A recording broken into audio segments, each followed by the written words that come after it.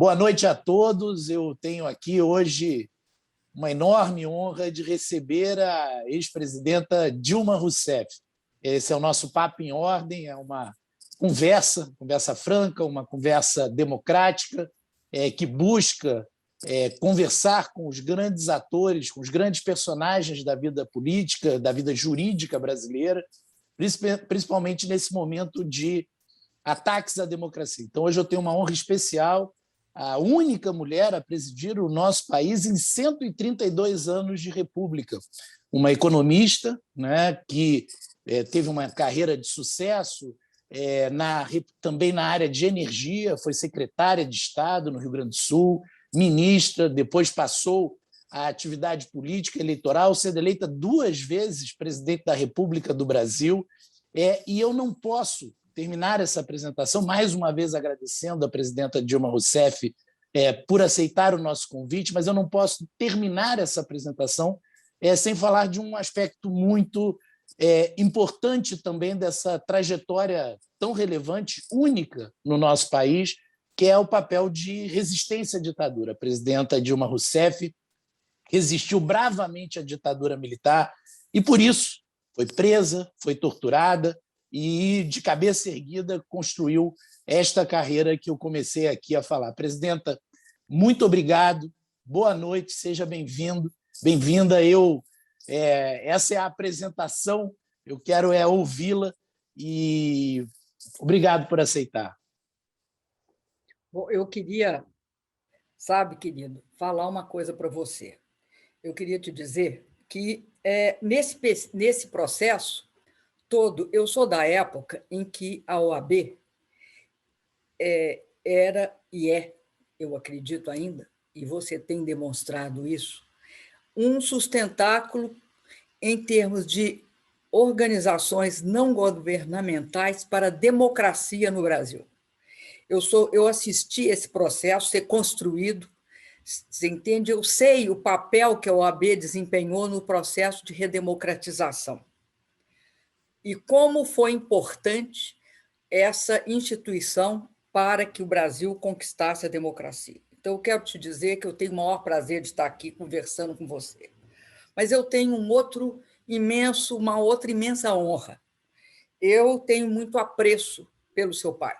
Seu pai foi um dos resistentes da ditadura e alguns de nós não sobreviveram, alguns de nós foram tolhidos na sua juventude, foram torturados, mortos e muitos desaparecidos. Então, eu quero te dizer que ele integra, para mim, né, um lugar muito especial, que é o lugar que eu lembro muito, quando eu entrei na prisão, tinha ali no Tiradentes, no presídio Tiradentes, em São Paulo, tinha uma frase que era atribuída ao Brecht.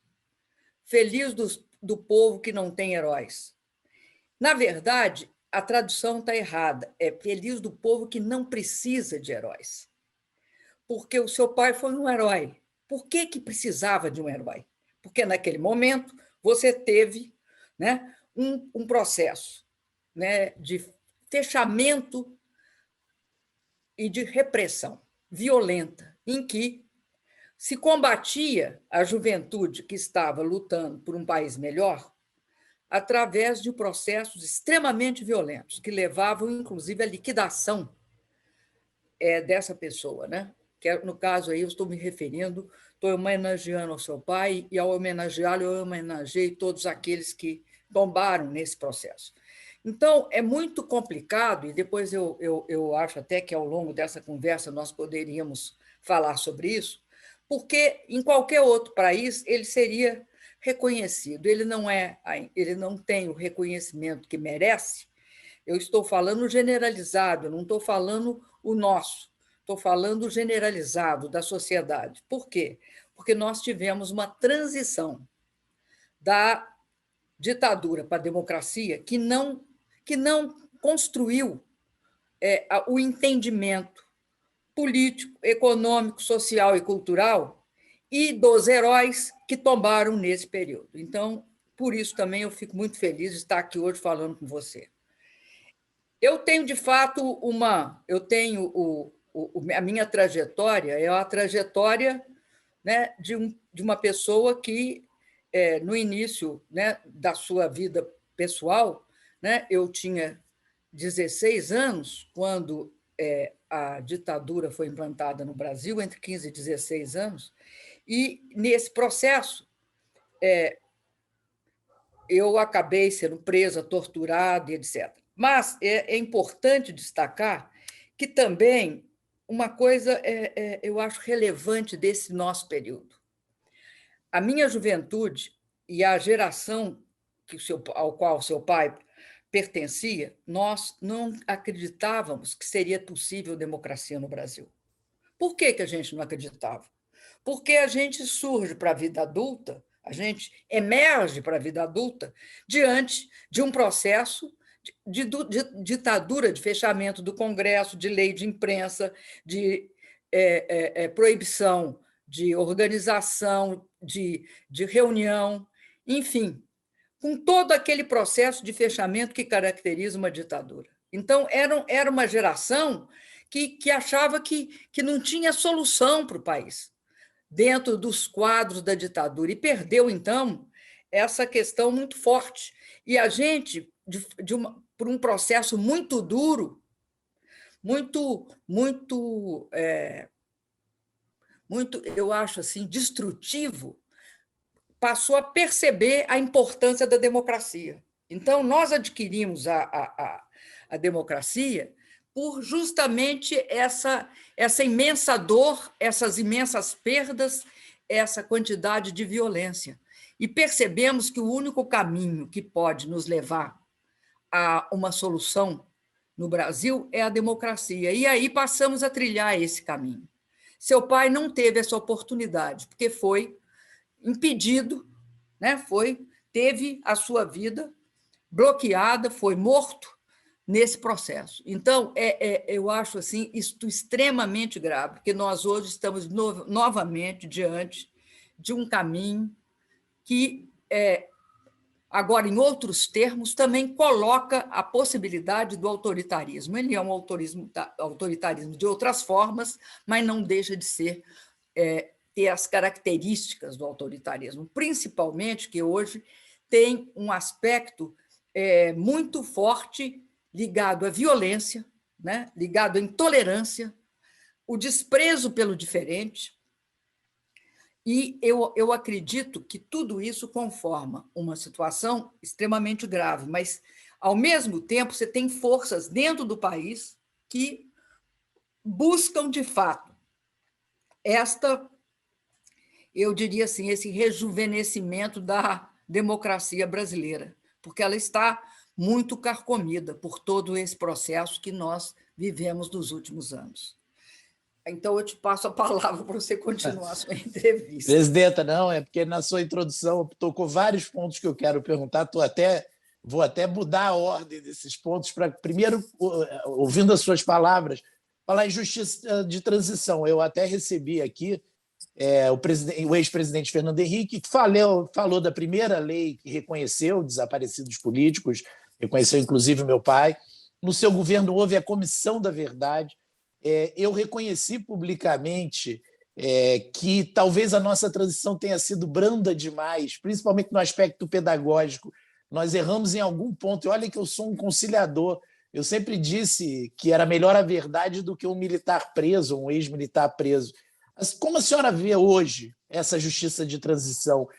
Nós acertamos, erramos? Quais os resultados da Comissão da Verdade? Esse processo, acho que a senhora, de certa forma, já disse que ele foi insuficiente. Mas, por exemplo, comparado à Argentina e Chile, que mesmo no meio dessa crise mundial vivem diferentes formas de defesa da democracia. Como a senhora vê isso? Olha, eu acho que nós temos uma dívida. Nós, que eu falo o seguinte, todos aqueles, né, todos os brasileiros que viveram aquele período dos 21 anos, têm uma dívida em relação à transição. Nós não tivemos justiça, chamada justiça de transição. Não há nenhum país do mundo que passou por um processo de transição da ditadura para a democracia que não tenha dado nome aos bois, ou seja, não tenha atribuído pesos e medidas diferentes para aqueles que participavam do processo. Não é possível comparar a violência do Estado, o terrorismo do Estado, com qualquer violência de qualquer grupo político. Não é possível, não é comparável em termos de poder, né? A gente percebe a força e o poder do Estado. Aí eu não estou falando só do executivo, eu estou falando, inclusive, do judiciário. O fato de você ter desviado, ter criado uma lei própria, a Lei de Segurança Nacional, o fato de você julgar em tribunais especiais. Mas não é só isso. Ninguém se apropriou da história. Isso é que é grave. A memória. O que a memória é importante? A memória é importante não é para ficar cometendo vingancinhas ou tendo atitudes, sabe, de represália. A memória não é para isso. A memória é para saber que houve um processo no Brasil e que, nesse processo no Brasil, o Estado brasileiro assumiu a condição de que podia matar brasileiros. Ao fazer isso, ele corrompeu a justiça. E se você não deixar isto claro, você vai legar para o futuro uma parte desse comprometimento à justiça. E ele chegou à conclusão que ele podia matar, não só através de métodos, né, vamos dizer assim, na guerra, ou seja, entre aspas, na rua, mas ele matou dentro de instalações vamos dizer assim, do próprio Estado. E este processo tem de ser avaliado. Além disso, as instituições que o fizeram, elas passaram a ter um papel diferenciado. Como? Como assim? Primeiro, né, como é que se escolhia os presidentes? Dentro do alto oficialato. Então, vai ter de necessariamente discutir o papel do Exército. Vai ter necessariamente, em qualquer... Isso não é no Brasil, não, é em qualquer democracia. A relação entre a instituição civil e a militar é completamente distinta. Tudo que está acontecendo hoje tem uma explicação, que é muito menos, como querem alguns dizer, não, foi por causa da Comissão da Verdade, não, foi por causa dos mortos desaparecidos, não. Não, é por outro motivo, é porque não se discutiu as relações institucionais. O que está se repetindo agora é justamente a institucionalidade que está errada. É impossível você aceitar um tratamento também diferenciado para aposentados da civil e aposentados militar. Uma aposentadoria diferente, um regime de remunerações completamente díspares. Então, você tem todo um processo que ressurge novamente. É como você não fez, né, aquilo que a sociedade tem de fazer, que é essa reflexão, é mais uma reflexão sobre o que estava acontecendo e punindo, obviamente, os responsáveis, sejam eles de que grau forem, mas, sobretudo, impedindo que se repetisse algumas práticas. Você tem hoje no Brasil uma situação complexa. Qual é essa situação complexa? Olhe quantos cargos tem no bloco da administração central brasileira. Tá? Olhe quantos militares. O TCU falou em 6 mil e poucos. É óbvio que é mais. E você tem isso em todos os escalões. Não é verdade que há uma lei divina que diz que os militares são competentes, organizados e têm condições de atuar melhor do que um civil. Depende. Depende, nós vimos isso com o Pazuello. Depende, nós vamos ver isso com o que estão fazendo no Ministério de Minas e Energia.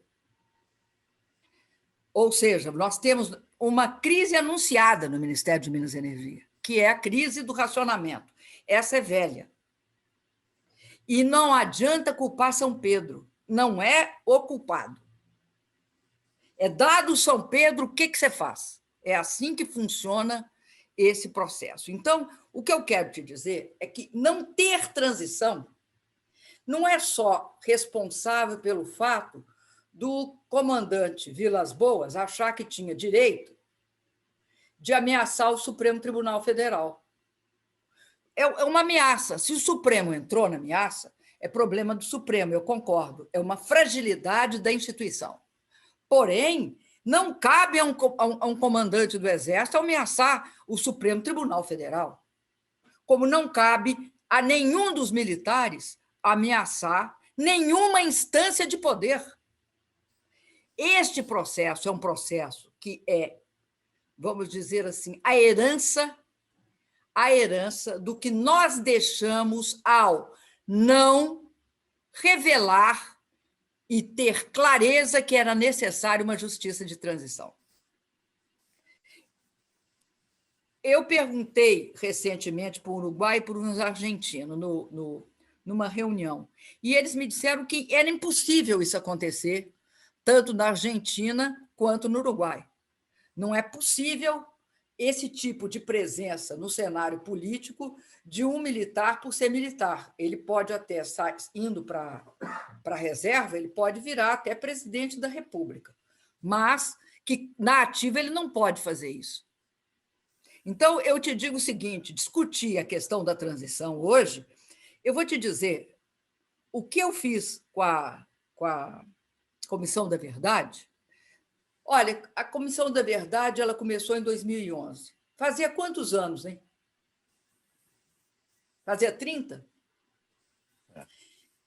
E você veja, tá? 30 anos depois,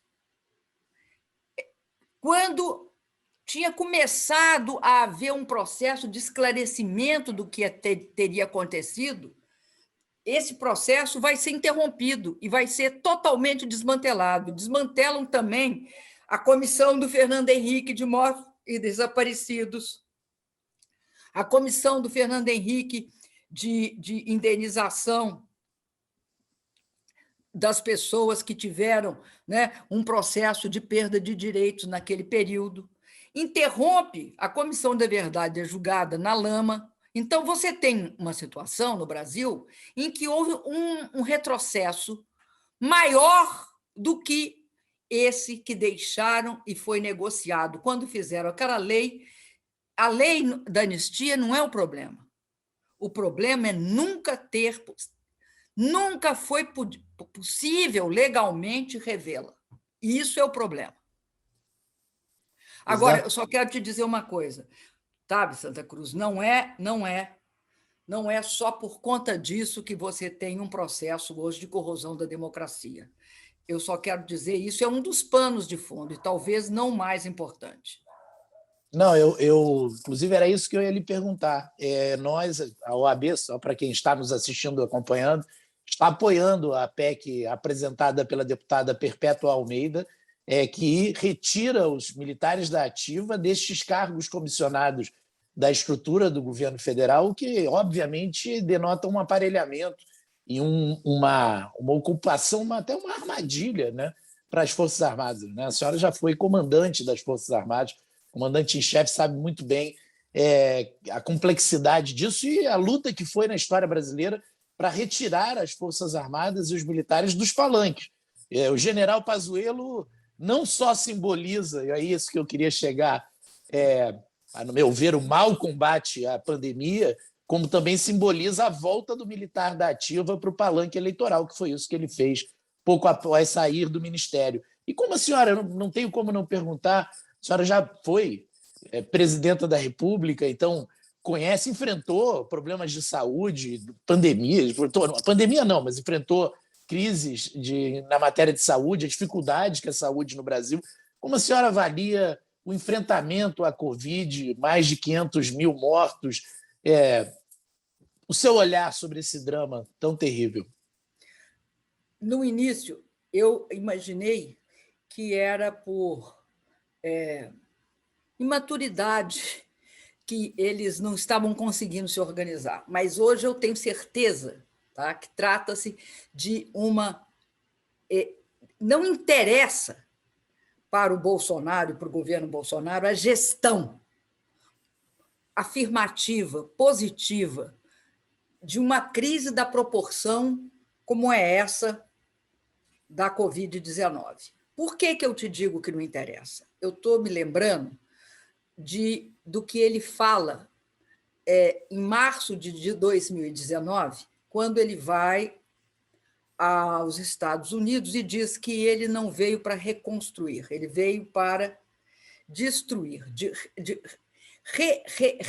destruir tudo aquilo que tinha sido conquistado por esses governos que ele considerava, dentro da visão dele de Guerra Fria, absolutamente ultrapassada, comunistas. Então, nesse processo, quando ele enfrenta a pandemia, eles já tinham um processo de menosprezo pelo SUS. Ele tinha mandado embora 11 mil médicos cubanos. O que esses 11 mil médicos cubanos, com os mais 6, 7 mil, mais ou menos, faziam no Brasil? Eles atuavam, vamos dizer, na primeira linha de enfrentamento, que é a atenção básica à saúde. No Brasil, nós não tínhamos, tinha município no Brasil que não tinha um único médico. Então, todo esse processo foi um processo para que desse tempo para as nossas faculdades de medicina, que tinham sido expandidas, formar os médicos. Tudo isso, eles acabaram com esse processo. Além disso, uma coisa que é essencial num país federativo como o Brasil no enfrentamento de uma crise, articular estados e municípios. Na área de saúde, isso é fundamental. Ele não articulou nada, ele não liderou nada, ele não se responsabilizou por nada. Porque gerir, né, é se responsabilizar. Ele tem de se responsabilizar por se chegar ou não chegar aparelhos respiradores, ele tem de se responsabilizar se não tiver EPI suficiente, ele tem de se responsabilizar se as vacinas não chegarem a tempo e a hora. Nada disso ocorreu. E não é por uma visão de desgoverno. Eles acham que é assim. E isso fica claro quando você fica diante do que ele fez, por exemplo, com os governadores e prefeitos, transferindo para eles responsabilidades que era dele.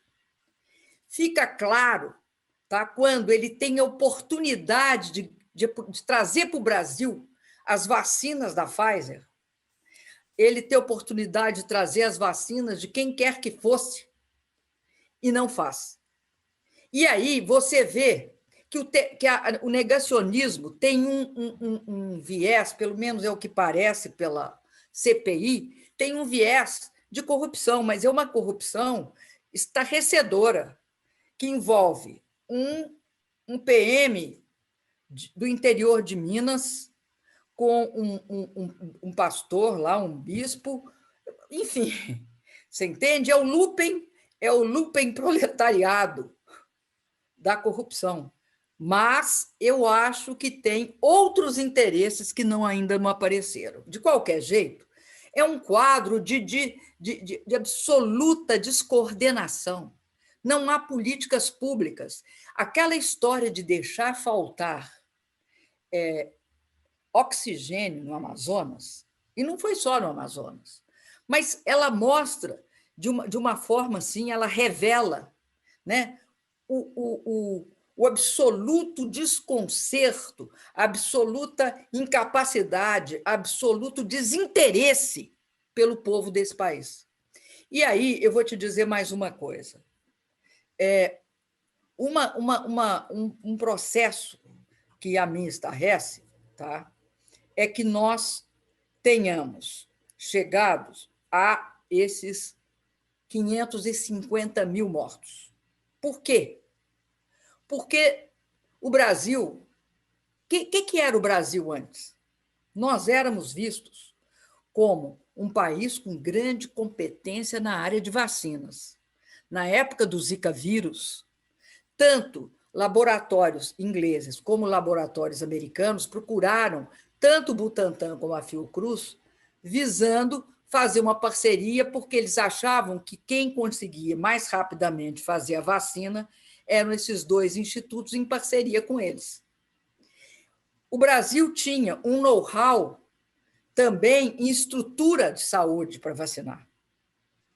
Então, você vê que hoje nós perdemos todas essas vantagens que tínhamos, porque desconstruíram a parte de saúde no Brasil. E não foi de agora. Porque o que falavam de mal do SUS, eu mesmo, no meu período de governo e do período do Lula que eu assisti, o que diziam do SUS era um absurdo. O SUS, por que nós colocamos os médicos? Porque nós vimos que, se não tivesse os médicos, sabe, aquele médico que pega na pessoa, porque a grande queixa do povo nosso, do povo brasileiro, era o seguinte: o que adianta o médico? Ele olha para mim e manda eu fazer um exame, né, laboratorial, nem me examina. E esses médicos que vieram, que eram médicos de saúde pública, eles tinham uma forma de lidar. Eles seriam uma barreira para a entrada também do vírus. Eles teriam, sabe, você teria como orientar a pessoa. Então, você tem um quadro do Brasil que é um horror. Agora, isso, vamos ter claro, quem são as vítimas?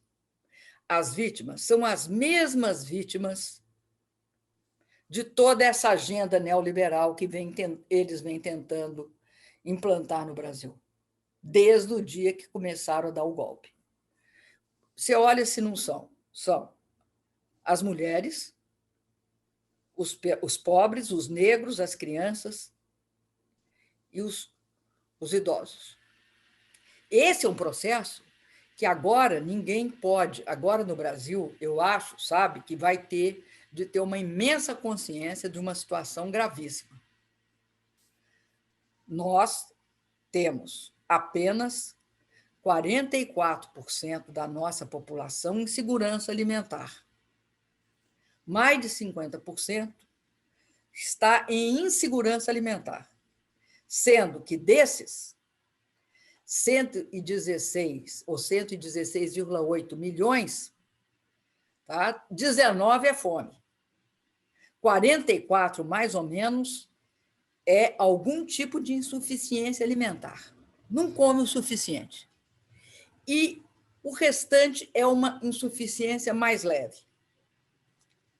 Então, você tem um quadro gravíssimo no Brasil. Vamos lembrar, né, que nós, em 2014, saímos do mapa da fome, não porque a gente falou, vamos sair. Não, a ONU tem a FAO, né, que ela faz a avaliação dos países em situação de fome. E tinham 3 países que, em 2014, conseguiram essa meta de sair do mapa da fome. O primeiro era a China, o segundo era a Indonésia, o terceiro era o Brasil. São 3. Isso foi uma conquista, porque sair do mapa da fome é igual também sair da miséria extrema. Porque o que é a miséria extrema? A miséria extrema é a situação que você nem consegue prover, né, a sua natureza com energia suficiente de alimentação adequada. Então, esse processo voltou, nós voltamos para o mapa da fome, e os dados são os seguintes: nós voltamos a 2004.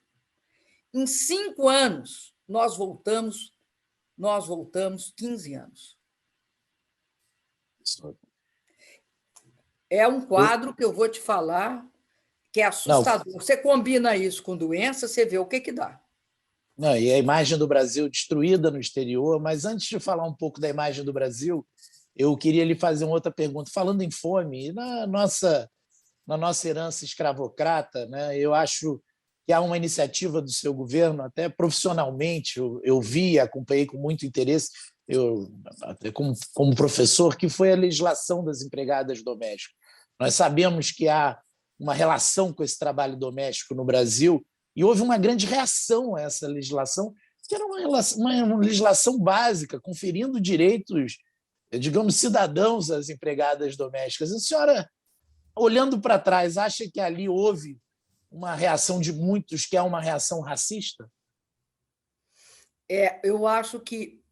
Bom, eu acho primeiro o seguinte, a questão das empregadas domésticas, né, da legislação, era o seguinte, a última profissão que não tinha uma regulamentação trabalhista correta, ou seja, não é correta, que era a regulamentação trabalhista trivial, que tinha em todos os setores, né? 13º, férias, a aposentadoria, enfim, os direitos trabalhistas básicos que, ao longo da história, todas as profissões do Brasil, até aquele momento, tinham, né? As empregadas domésticas não tinham. Bom, necessariamente é uma reação extremamente escravista e escravocrata.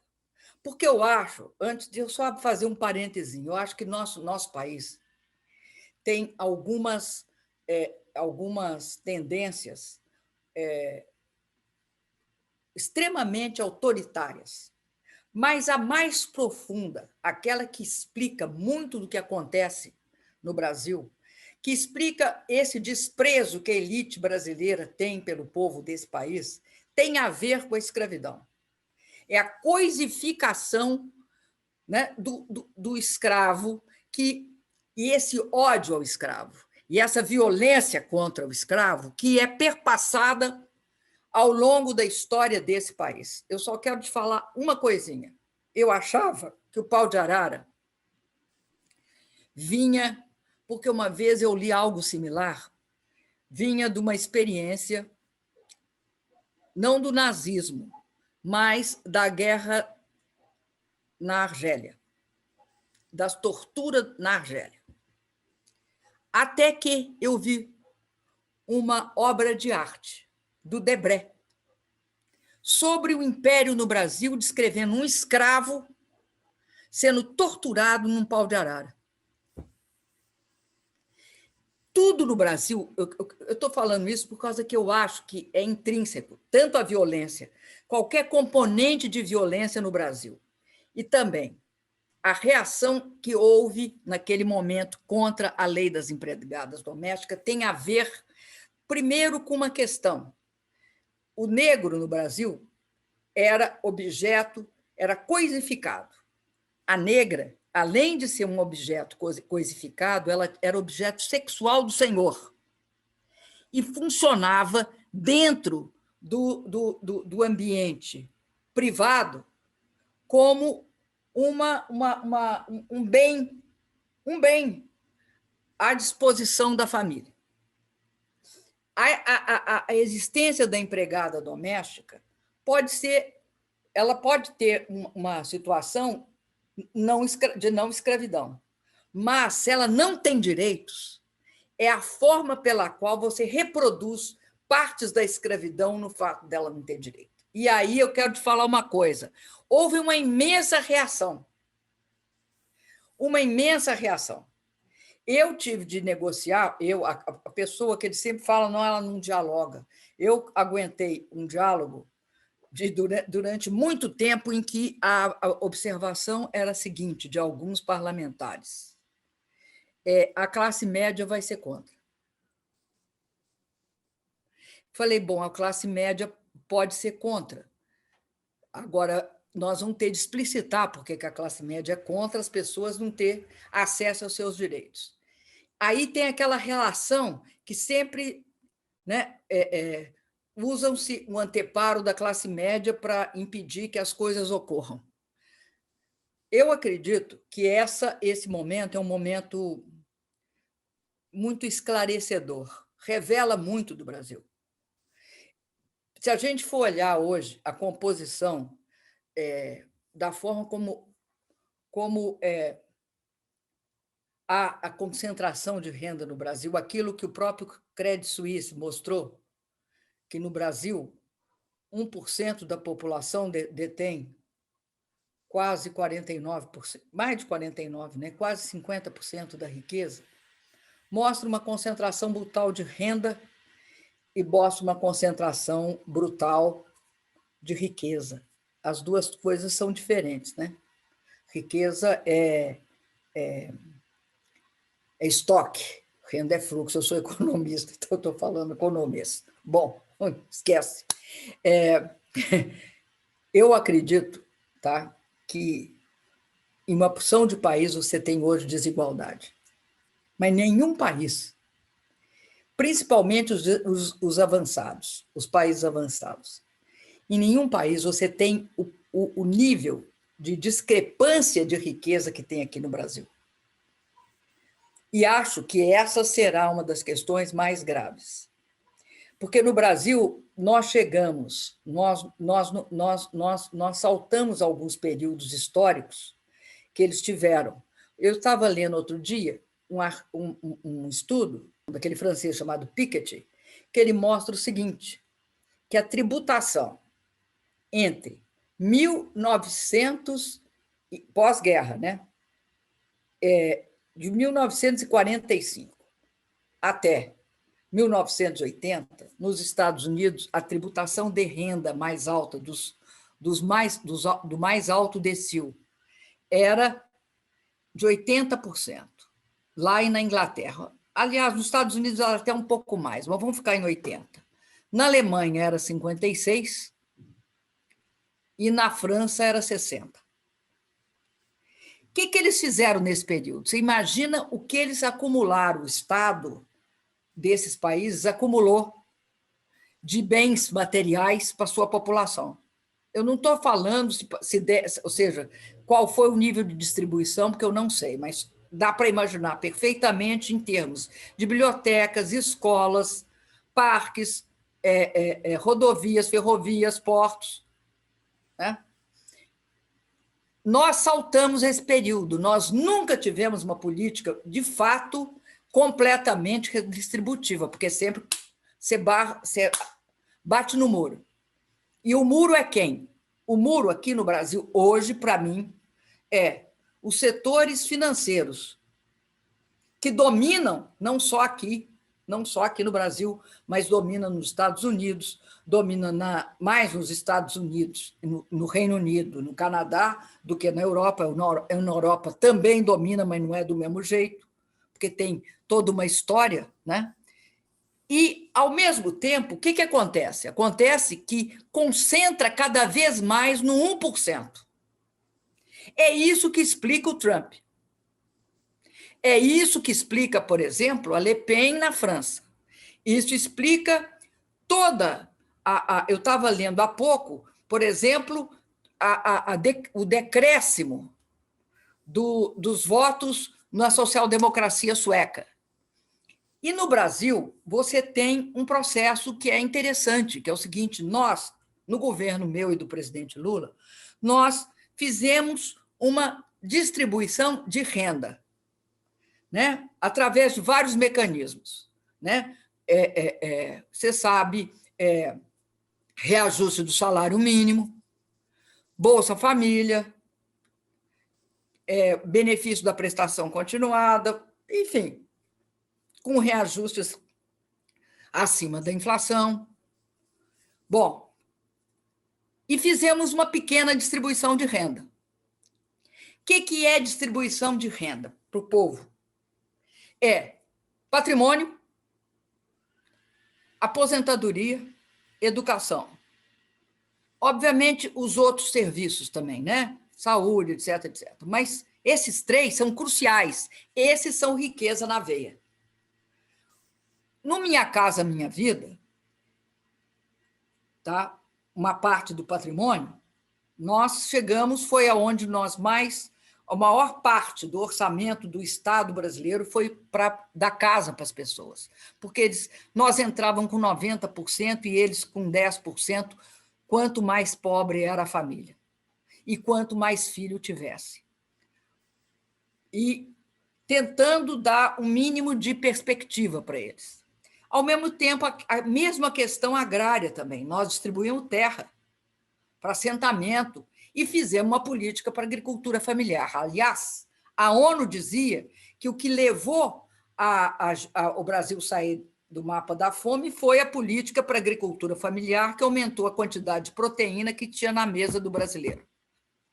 Então, você tem um quadro, mas, escuta, nós nem chegamos a falar em distribuição de riqueza.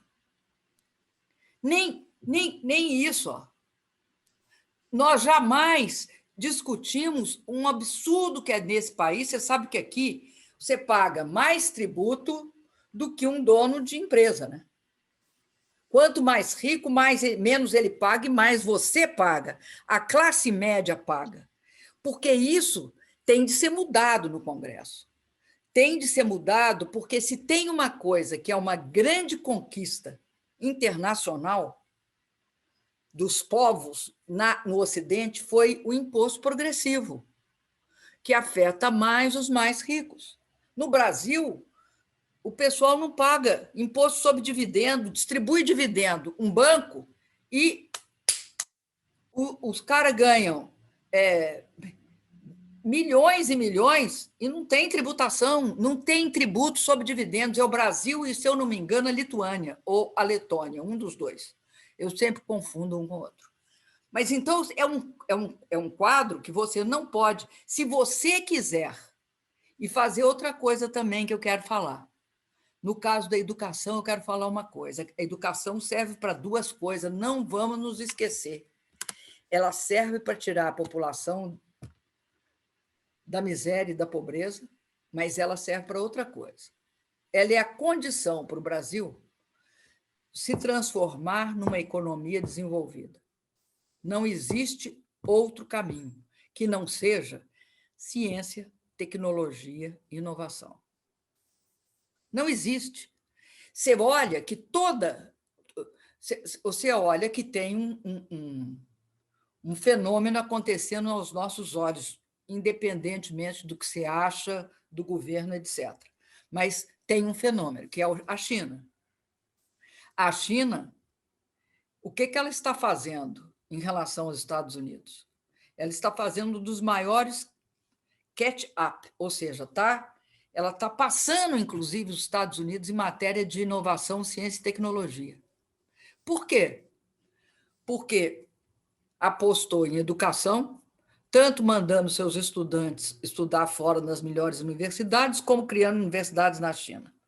Apostou em engenharia, né? Apostou em física, química, biologia, em ciências, e tem um projeto de longo prazo. Aqui no Brasil, você entende? Todos os projetos de longo prazo que existiam foram interrompidos. Eu queria perguntar, a senhora falou em violência, né, em aspectos da violência da formação do Brasil, e um que eu vejo muito presente para nós também, da OAB, é muito preocupante, é a questão da mulher. Né? A senhora foi a única mulher em 132 anos de República a exercer a presidência da República. A minha esposa me deu uma expressa orientação para que lhe perguntasse isso, a Daniela, porque, além de sua admiradora... Agradeço a Daniela. Além de sua admiradora, ela acha que muitas das dificuldades políticas enfrentadas no seu governo vêm da condição feminina. Né? É assim que ela fala de ser mulher e de como a mulher é tratada em posições de poder. Como a senhora enxerga isso? Né? Esse governo atual é um governo de uma misoginia muito clara, de ataques a jornalistas mulheres em especial, de uma forma de comunicar o papel da mulher muito clara. Né? Como a senhora enxerga isso? Aspectos, me perdoe perguntar, pessoalmente, como encara na sua trajetória política e como encara o momento dessa luta que é tão importante no país e no mundo? Olha, sabe, eu acho que a mulher, sempre que ela sai do mundo privado, e o mundo privado que eu estou me referindo é o doméstico, sempre que ela sai desse mundo doméstico e vai para, de alguma forma, a vida pública, o mundo público, que pode ser tanto a política, pode ser também a ação da mulher em qualquer nível da sociedade, né? Pode ser como intelectual, professora, em qualquer local em que ela estará exercendo uma função pública.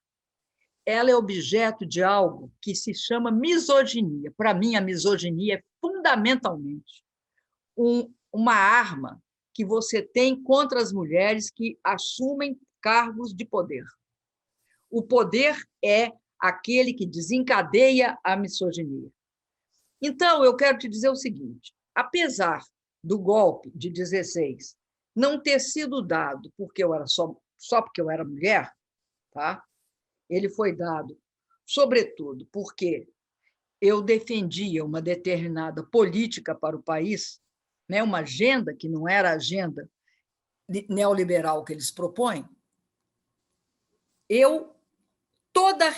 Toda, vamos dizer, a linguagem do golpe, a sintaxe do golpe, ela é misógina. Então, você veja, eu era sistematicamente, até já tem estudos, vários estudos, sobre essa questão, né, do tratamento que é dado à mulher neste nível de poder. Bom, eu não podia ser política. Como eu não era política, por que eu não era política? Eu não era política porque eu era mulher. Mulher não é política, né? A mulher, ela não tem habilidades. A mulher, ela é frágil. Então, comigo tinha algumas, vamos dizer, retóricas recorrentes, eu vou falar genéricas. Tinha uma que era assim: eu era uma mulher dura. Uma mulher dura, autoritária, muito dura. Tanto é que um dia eu disse: eu sou uma mulher dura, cercada de homens meigos. Era mulher dura. Era uma mulher insensível, muito insensível. Mas, porque não há um compromisso com a lógica, eu era frágil. Dura, insensível e frágil, né? Então, quando é que eu era frágil? Quando eles falavam o seguinte: você não vá ao Congresso se defender perante o Senado, porque você vai sofrer o ataque dos senadores. Por que eles falavam isso? Porque, primeiro, eles não queriam que eu falasse que era golpe, que eu desse a minha versão, e segundo, eles usavam esse estereótipo da mulher que não consegue enfrentar o desafio. Eu era uma mulher que obrigava os outros a trabalharem. O homem seria uma pessoa trabalhadora, com iniciativa, muito criativo. Então, há toda uma retórica, essa é uma. Mas, por exemplo, se você pegar as manchetes, teve um holandês que fez uma análise do discurso das manchetes no Brasil no período, ele pega um período grande, chama Theo von Dijk, que ele mostra o seguinte: para mim, sempre, o verbo que é usado é atacar, porque o verbo atacar ele tem um componente negativo. Então, durante a campanha eleitoral, eu atacava e o Aécio criticava. Era assim a retórica. Então, você tem, de fato, é inequívoco, há no Brasil, como há em toda a parte do mundo, né? A base disso é o paternalismo, há toda uma visão preconceituosa contra a mulher. Comigo, eles usaram, em todos os momentos, a sintaxe anti-mulher, antifeminista, e misógina. E, aliás, tem um detalhe que eu acho que é importante. Você tem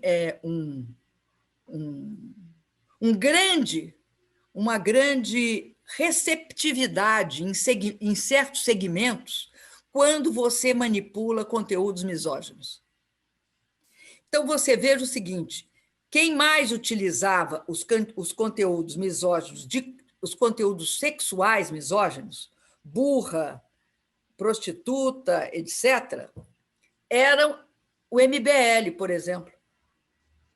Mas eles não ficavam à margem.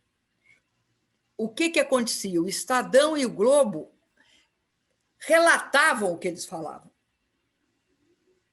sem criticá-los.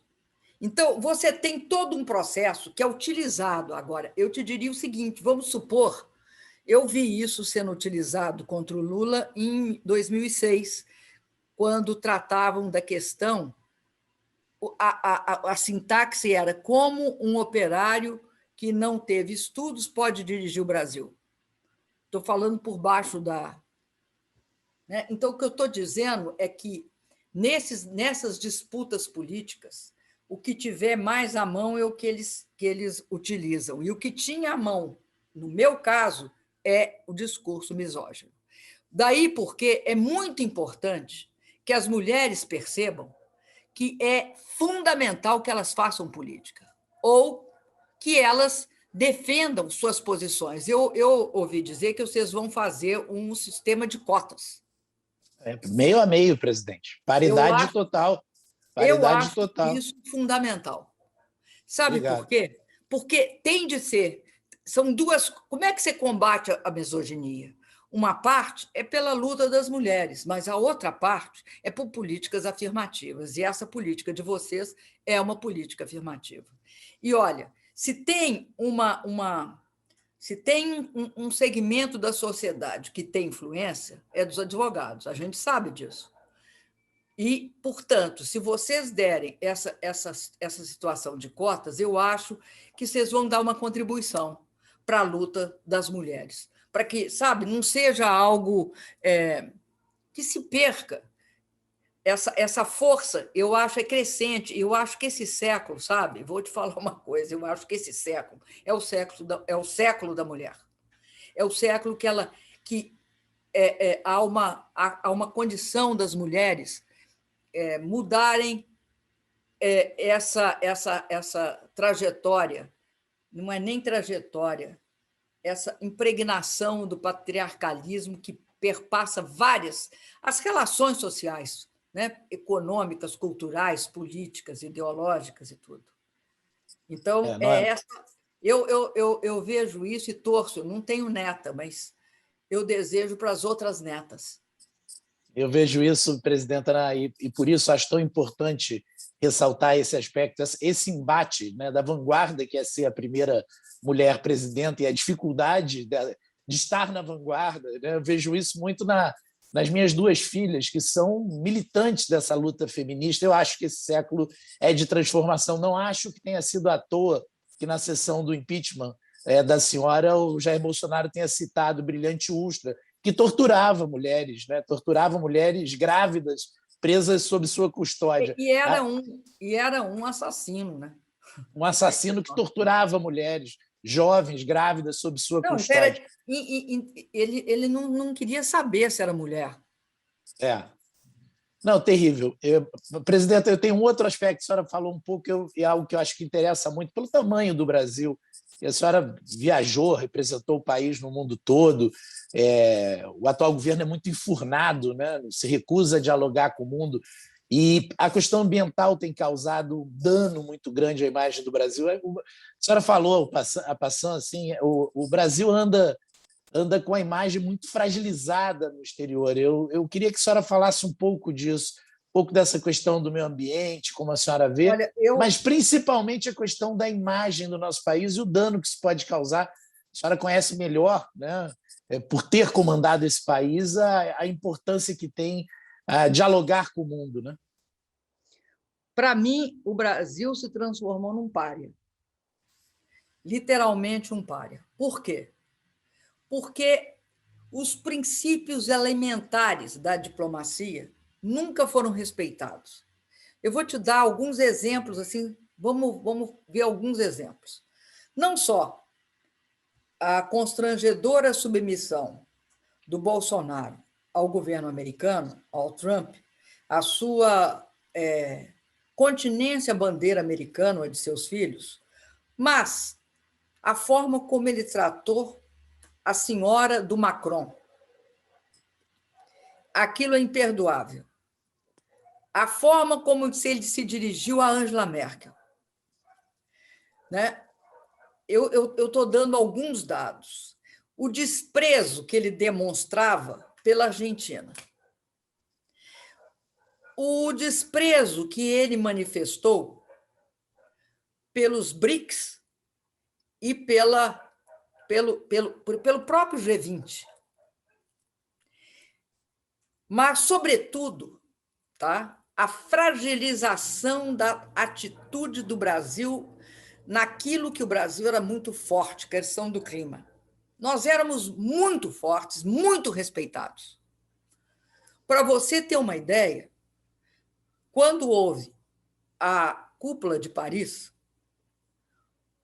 o presidente, depois da cúpula de Paris, antes da cúpula de Paris, houve uma conversa entre os países que eram considerados países decisivos para se ter uma posição construtiva e conclusiva, porque não tinha tido naquela conferência em Copenhague. Então, era criar as condições para que houvesse essa posição construtiva. O Brasil ele tinha um papel fundamental, porque ele tinha o respeito dos países desenvolvidos e dos em desenvolvimento. Nós falávamos para os dois, não era só para os desenvolvidos. Primeiro, porque a gente tinha propostas concretas, a gente se dispunha a reduzir, então a gente falava para os dois. Mas, posteriormente, né, quando nós temos uma presença muito importante no Acordo de Paris. Nós ajudamos a fechar o Acordo de Paris. E isso foi reconhecido pelos demais, principalmente pela França e pelos Estados Unidos e pelos países africanos que dirigiram a nós um agradecimento. Bom, esta relação implicava no seguinte: nós não deixávamos desmatar, nós estávamos lutando de uma forma sem quartel contra o desmatamento. E tínhamos a meta do desmatamento zero. Tudo isso implicava necessariamente uma política interna, em que a fiscalização feita pelos órgãos ambientais, a regulação feita pelos órgãos ambientais e toda uma ação governamental de combate e controle do desmatamento tinham de ocorrer. Com o governo Temer, ele começa o desmonte dos órgãos ambientais. Vamos dizer assim, o governo Temer, para o governo Bolsonaro, a história é a seguinte: o governo Temer tira o gênio da garrafa e o Bolsonaro passeia com o gênio. Né? O Temer tira o desmatamento, porque ele começa acabando com a fiscalização e o controle. O gênio sai da garrafa e o Bolsonaro passeia com o gênio por todos os biomas, porque aí não é só o da Amazônia. Então, você tem ali um quadro gravíssimo, de absoluto, não há um menor respeito pela política do governo brasileiro. Até porque ninguém acredita nas metas que eles fazem. Ninguém. E aí vem uma outra questão seríssima. Esse tipo de atrelamento cego aos Estados Unidos, num quadro que você tem hoje, um mundo que não é mais unipolar. O mundo que saiu da Guerra Fria era unipolar. Quando cai a União Soviética, fica os Estados Unidos. O mundo hoje não é unipolar. Você tem, pelo menos, alguns quantos atuantes neste processo. E nós nos dispunhamos com uma política vigorosa, altiva e ativa. Né? Nós estabelecemos relações aqui na América Latina. Estabelecemos relações com a África. Criamos, junto com a Índia, a China e a Rússia, os BRICS.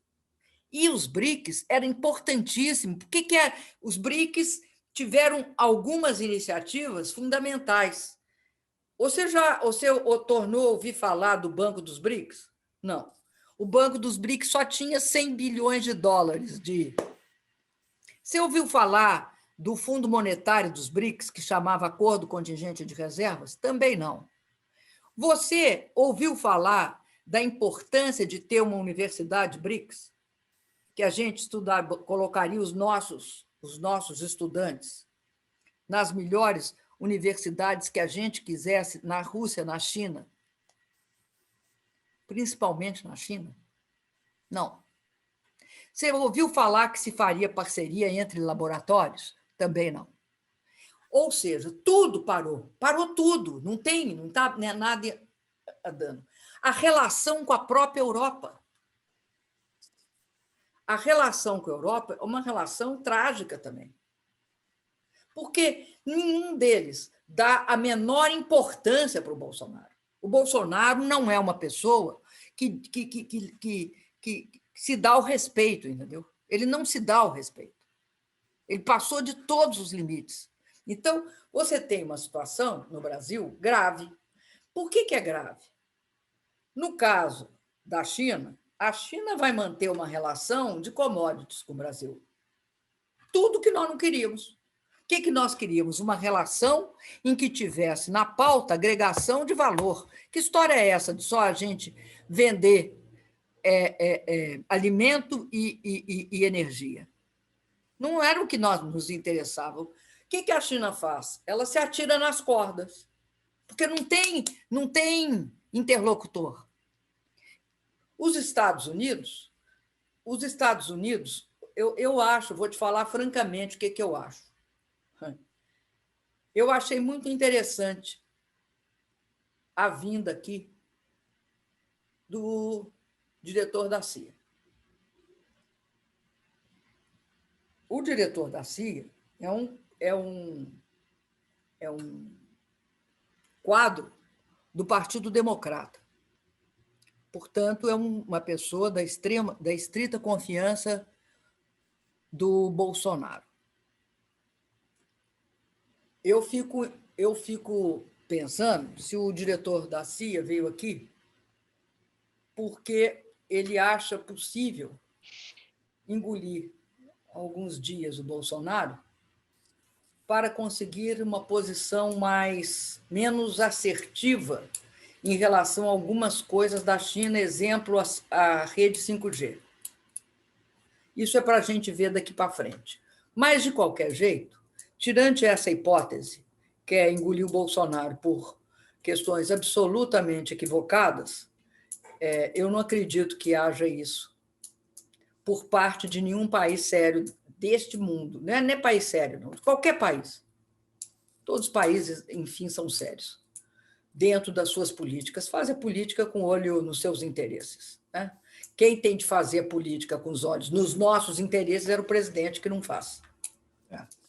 Presidente, eu estou caminhando para o final e vou resgatar uma resposta da senhora. Então, a senhora fez um quadro logo na abertura, que é a preocupação nossa da OAB na defesa da democracia, na construção do diálogo, na possibilidade de conversar, inclusive, ou principalmente com quem diverge.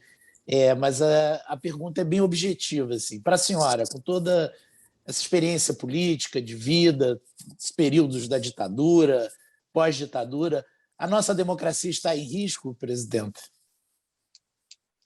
Sabe, eu acho o seguinte, eu acho que a nossa democracia sofreu muitos golpes, ela está muito baqueada, mas tem conquistas que nós fizemos. Né? Eu quero crer que uma parte dessas conquistas são sólidas, mas eu não sei se são sólidas o bastante diante de alguns processos golpistas mais radicais. De qualquer jeito, eu acho que o Brasil vai precisar de passar por uma nova transição. Dessa democracia fragilizada por uma outra democracia mais sólida. E nessa democracia mais sólida, eu acho que algumas coisas vão ter de ficar claras. Não pode ter lei de segurança nacional. Tem de ter lei de defesa do Estado Democrático de Direito. Nessa democracia mais sólida, nós vamos ter também de ter um papel muito claro para todas as instituições, incluindo as Forças Armadas. Nós não vamos poder fazer só leis, sabe, a lei que eu chamo, o grande problema do Brasil é a lei conta-gota. Você pinga aqui, depois pinga ali, depois você pinga ali. Aí você não tem vamos dizer, um tecido democrático estruturado para segurar as intempéries.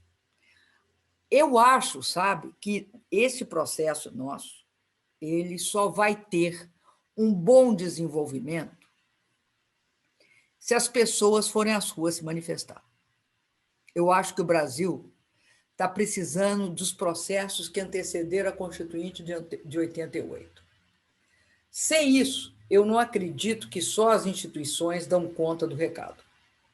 Acho que as diferentes instituições, as diferentes organizações sociais, os diferentes movimentos que existem no país vão ter de se manifestar. Agora, sobretudo, nós temos de pensar num arcabouço mais claro a respeito da democracia brasileira.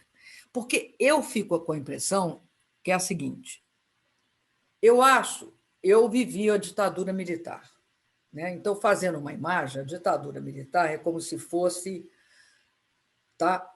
Aliás, a democracia na ditadura militar é como se fosse uma árvore que o machado da ditadura foi lá e derrubou.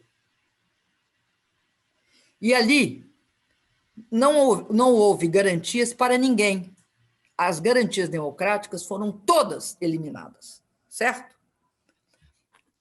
Eu acho que a partir do golpe de 2016, quando deixaram fazer um golpe sem ter por base essas ridículas pedaladas fiscais que não aconteceram, a democracia ela não foi que nem na ditadura.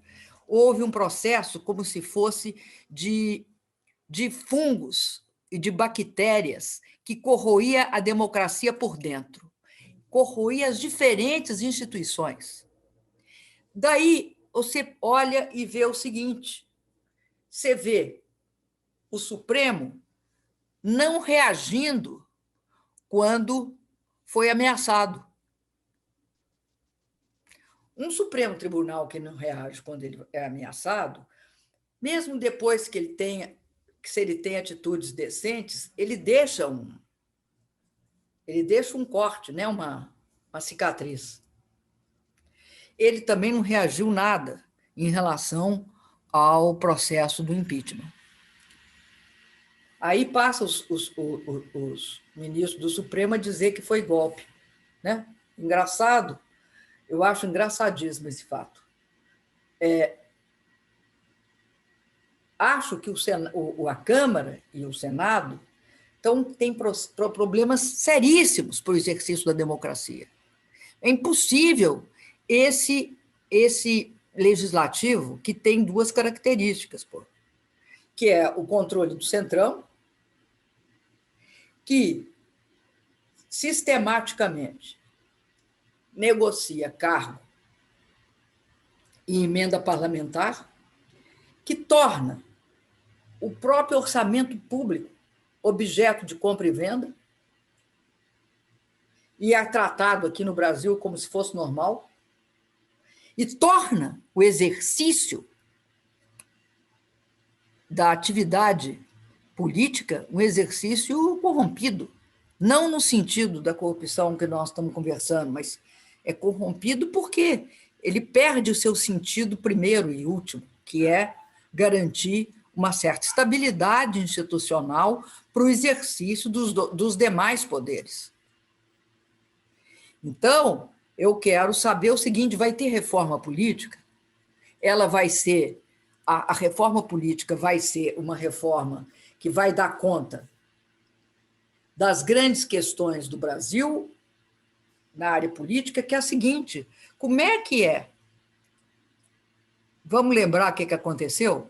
Eu lembro. Fernando Henrique Cardoso precisou de 2 partidos para a maioria simples, e 3 partidos para maioria absoluta. Luiz Inácio Lula da Silva precisou de uns 6 partidos para maioria simples e para uns 8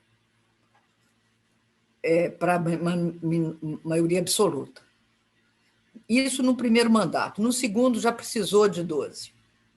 Eu precisei de 27. Isso é administrável? Então, é fundamental que a gente discuta as instituições, porque que democracia será essa? Esse é um grande problema nosso. Daí porque eu acredito que é fundamental que esse seja um processo que tenha um desdobramento, porque quando foi na época da Constituinte, você tinha um centro democrático no Brasil, né? Que era integrar, você tinha pessoas que eram de centro e que tinham um estatuto, uma estatura, né? Como, por exemplo, Ulisses Guimarães, né? Mário Covas e outros, estou citando 2. Esse centro político ele esfacelou. Eu peguei ele era liderado e hegemonizado pelo Eduardo Cunha. Quem é o Arthur Lira? Um dos pupilos do Eduardo Cunha. Isso é o Arthur Lira. Cada época, o Centrão tem um significado. Nesta época recente, tá, que começa no governo Lula e vai até o meu, o significado do Centrão ele passa a ser mais de direita que de centro e mais conservador, perde todo aquele... O que tinha, se tinha algum, perdeu. E, além disso, ele tem uma característica. Ele passa a ter uma hegemonia que é uma espécie de pré-estreia do Bolsonaro.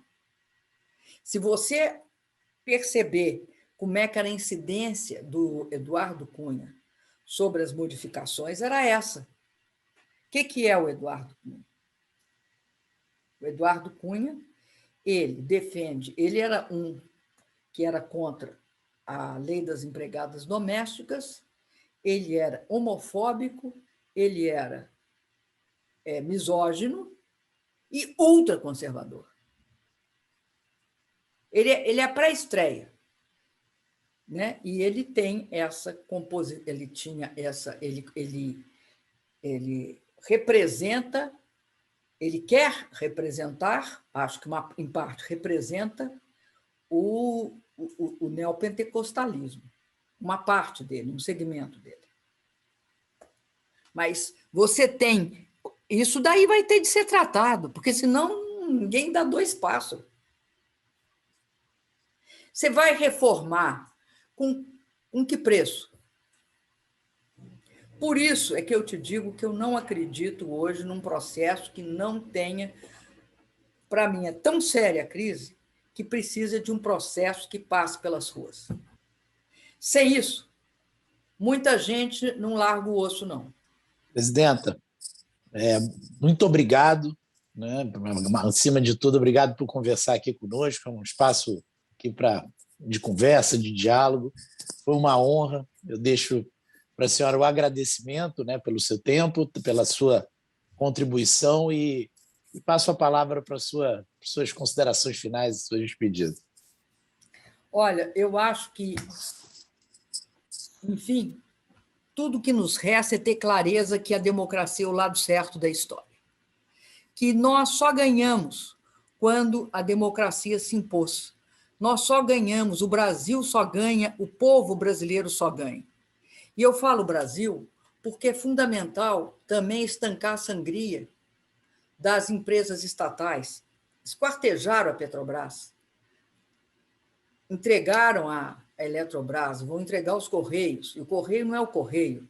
Você olha para o Jeff Bezos viajando para a Lua, sei lá para onde, e você nunca se esqueça que a estrutura da Amazon, eu estou só comparando, fazendo uma proporção, e a logística do Correio são compatíveis.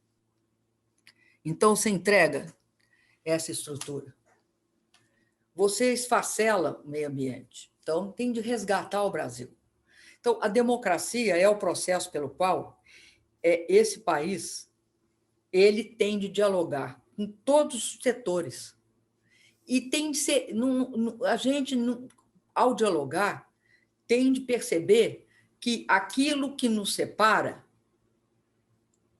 entre aqueles que são democratas é muito pequeno diante daquilo que nos une.